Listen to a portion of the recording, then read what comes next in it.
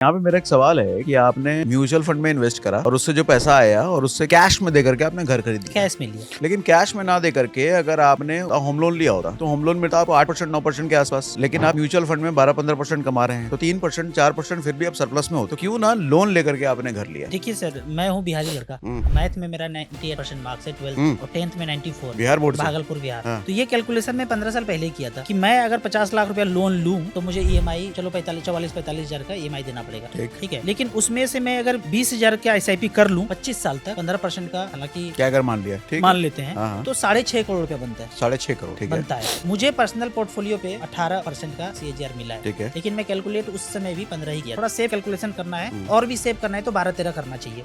ठीक है, इस पर MFI का गाइडलाइंस के अनुसार। फिर भी मान के चलते हैं स्मॉल कैप एग्रेसिव आपने लिया तो मिल जाएगा 15। तो यहाँ बना 6.5 और घर तो लिया नहीं है, रेंट पे रहा, 25-25 हजार रुपया निकालता रहा। और वो 50 लाख का फ्लैट उस समय कितने में मिलेगा जो मैं अभी लिया हूँ अब, तो वो फ्लैट लगभग, जो फ्लैट 50 लाख का उस वक्त था, उस समय नहीं लिया, हाँ। अब 25 साल के बाद लूंगा। 25 साल के बाद वो 50 लाख का फ्लैट कितने का हो जाएगा? तो 1,70,00,000, 2 करोड़ मान लेते हैं। ठीक है, 2 करोड़ का फ्लैट में पैसा लगा दिया और उधर 6.5 या 6 बना था तो 4 करोड़ आपके पास सरप्लस हो गया। इसको मैं फाइनेंशियल फ्रीडम बोलता हूँ।